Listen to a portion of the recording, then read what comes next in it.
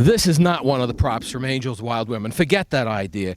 It was an idea I had. It just was crazy. It didn't work out. I don't think we can get any of the biker chicks to ride this. I just forget the whole idea. The whole idea is off.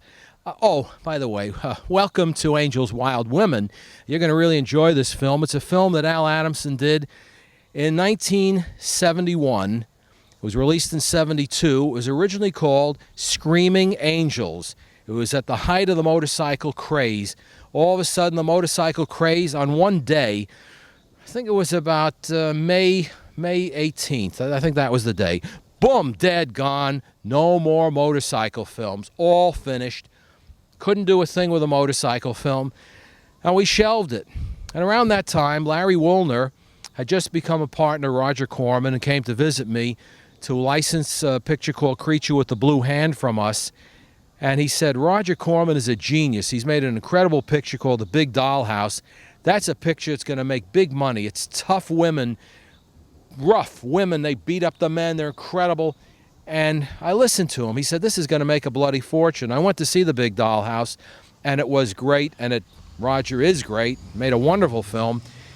There's one of the bikers riding off now. And it did make a lot of money, Big Dollhouse. And I realized women forwarding the action, tough mamas, women of all colors, white chicks, black chicks, chains, whips, the whole thing. People wanted that. I said, Al, we just have to modify Screaming Angels, and it'll be an incredible picture. Angels, Wild Women is rarely seen. It's not a cult movie. People don't know it. It should be a cult movie. It's as good as any film of its type, and I think you're really going to enjoy this. This is a wonderful film that Al Adamson did, loaded with action, loaded with interesting characters. And if you watch the beginning of the film, the director who's filming the World War II movie with the small dog, that is Al Adamson. It's one of the few films you can see Al in the film itself. So stay with it, watch it, enjoy it, get your beer, get your potato chips, get on your hogs, and let's ride.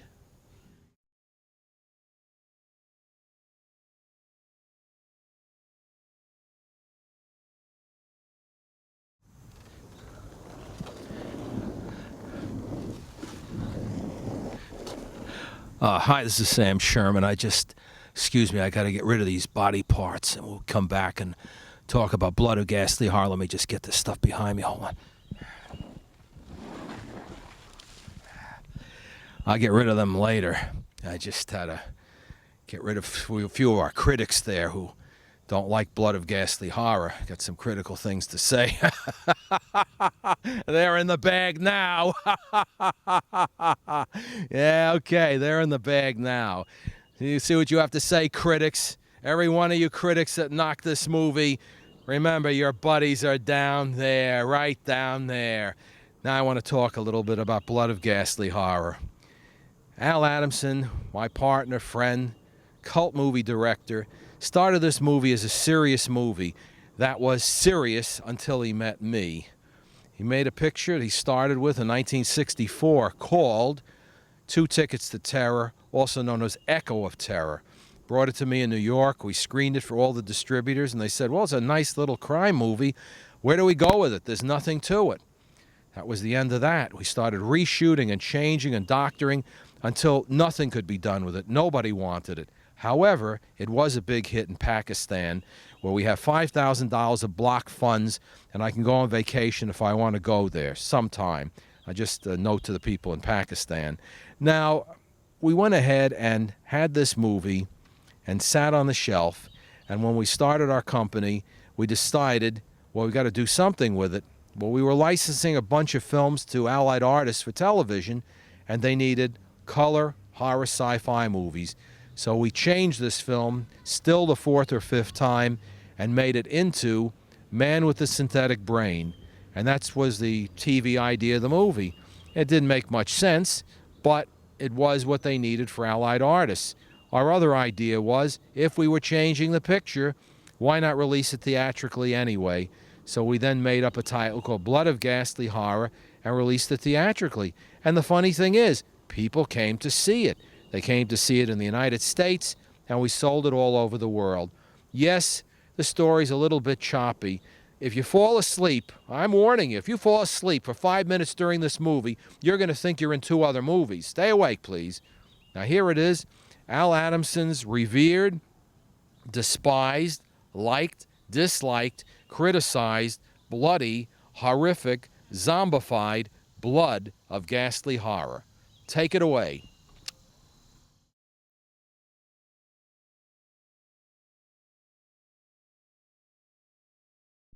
Hi, this is Sam Sherman. I want to welcome you to see Dracula versus Frankenstein, which is one of the most popular films that Al Adamson and I have done over the years. And my late friend Al Adamson was quite a guy, director, partner, filmmaker, producer, writer, and was able to do many, many things. And I properly put him on the wrong track and seduced him into making all these exploitation films that I love and have been involved with all my career. And this movie went through many stages of changes until it became the Dracula versus Frankenstein that it is. And I dare not say anything bad about it, although it has its critics, because there are many fans of this picture, as crazy as it is, who have enjoyed it over the years. The film began its life in March of 1969, being shot in L.A., known as something called the Blood Seekers or Blood Freaks. It went through several levels of changes. We started wanting Paul Lucas in the film. I wouldn't want to do this film, entirely too bloody. We then went to Francis Lederer. I'd be glad to do this film, but I've got a bankers conference that day. We then wanted Bride Crawford, 10-4, 10-4. Bride didn't appear in the film. We had Jim Davis as the police inspector. And then I wanted John Carradine to play Dracula, and Al wanted our stockbroker Roger Engel as Dracula, who we gave a name, actually Fari Ackerman gave a name to, as Zandor Vorkov. So when you take all the elements and you put them in a pot and you make a stew out of it and you give it a name like Dracula versus Frankenstein, it ends up having an incredible life, and I hope you're going to enjoy this. And now, without any more ado, we want to go right to the movie. Cut to the film. It's okay. We can start the film. I mean, it's okay. Bring on the digital tape. You can start transferring, playing. Okay. Well, let's see the movie. Go ahead.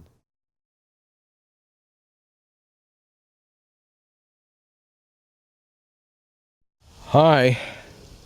This is Sam Sherman. I want to welcome you to I Spit on Your Corpse. It's a little interesting picture that Al Adamson and I cooked up, originally called Girls for Rent. We had an interesting film that was successful called Women for Sale. It was a German movie about girls sold into prostitution, white slavery in the Orient, shipped out in ice chests, and sold to oil sheiks. It was a nice kind of family film. We kind of liked it. It was a big, big hit in the drive-in theaters. Everybody said, well, Women for Sale was such a big hit. What are you going to do for an encore? And we said, well, we'll get you another foreign film. There wasn't another foreign film like that. I said, Al, we've got to make one. Well, Al looked at Women for Sale. He said, the whole thing is interiors, big studio sets. You prepared to spend $500,000 on that? I said, no. What do you suggest? He said, well, why don't we make a film like Satan's Sadists? Now, this was about 5 years later. This was 1974. Why don't we make a film like Satan's Sadists? It's basically a very similar plot. Instead of men chasing a man, it's women chasing a girl. And we employed a writer to work on that script by the name of Sloan Nibley, Republic Pictures producer and writer of Roy Rogers films, producer of TV series, and the husband of serial queen Linda Sterling. When he gave up on the script, we gave it to another writer, and we went on to film this movie in June of 1974. We made it in the least time we ever made anything, 60 days from script to screen, and it's a damn good picture. It was Girls for Rent. Erwin Pizer, one of my partners, former head of Hemisphere Pictures, wanted a porno star. We got him Georgina Spelvin. Also, my friend Bob Livingston was in it, and Ken Taylor. And the picture went out. It was incredibly successful. When we started out on home video, I had a little kind of an argument with one of our salespeople, and it resulted in my coming up with this campaign called I Spit on Your Corpse, which was incredibly successful, and somehow the name of the picture remained I Spit on Your Corpse. It's loaded with action. Watch for the last 10 minutes, because at the time we employed special effects people from Universal who had been working on the picture Earthquake to do all the demolition work. So you're going to see a film that's got sex, and Susan McIver's got a lead part, and it certainly was pretty, sexy, attractive. Did some great work in the film. Bob Livingston's son Addison plays his son in the film, kind of a dopey, kind of retarded kid, and he's very good in the film. And Georgina Spelvin does an excellent job, especially her famous scene where she rolls down the hill on her butt. And the first take, she did it without underwear on, got up at the bottom of the hill, and she looked at me and she said, "This is too much like hard work. I'm going back to fuck films." And so she did. Stay with us and enjoy I Spit on Your Corpse. Thank you.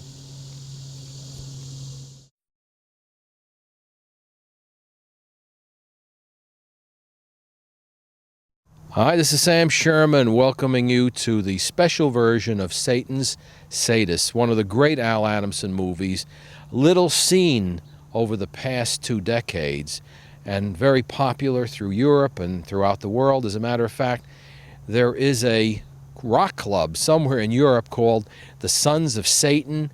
They play the music from this film. A lot of rock clubs have played the music from the film. And it's a really great movie. It's very violent. It's very crazy in its own way. And it was Al's sort of entry into the zanier type of movie making. He was more conventional prior to that.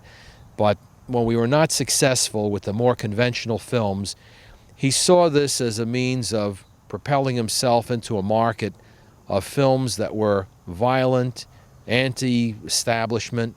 And I would say that Al was lucky to have with him people that helped make the film great, including Gary Graver, who was the cameraman, who also edited the film, Graydon Clark, who went on to be a wonderful director, worked on the script, worked on production, Gary Kent, who was the leading man, who helped on production, and so many wonderful people. And especially, I'd like to make a special thanks to Russ Tamblyn, who really put his career on the line in doing this type of violent film, worked on some of the dialogue, came up with a wonderful scene where he kills all the people and has a little speech about it. And I remember Al calling me that night, because I was not there when this was filmed, and he said, "Russ did an incredible speech today that he wrote." He said, "That's going to be one of the highlights of the picture." And I remembered it. I used it in the trailer, and it proved to be one of the highlights of the film. And unfortunate for Russ, his mother hated the movie, claimed that it ruined his career. I don't think it ruined his career. If anything, it gave him a whole new audience leading to Twin Peaks and other things that he did. But Satan's Sadists will remain a very important cult movie. It was the #1 film in a motorcycle film festival and has been called the Citizen Kane of biker films. And I'd have to say it's probably true. I would say it's probably Al's best picture. It's a picture that we didn't reshoot, that we didn't change. It was shot in 10 days straight. Day 1 to day 10, nothing was changed, nothing was added. One movie, cut together, worked just fine. I also want to talk about the great score Harley Hatcher did, the songs and the background music. And I think you're really going to like this. It's a true collector's item film. And for anybody that likes motorcycle films or drive-in movies, I'd have to place this up in the top 10 or maybe the top 5. So I hope you enjoy the picture and think about Al and what he did in his life, and this is one of the great ones. Head to talkintroma.com for more trauma history. Also available wherever you listen.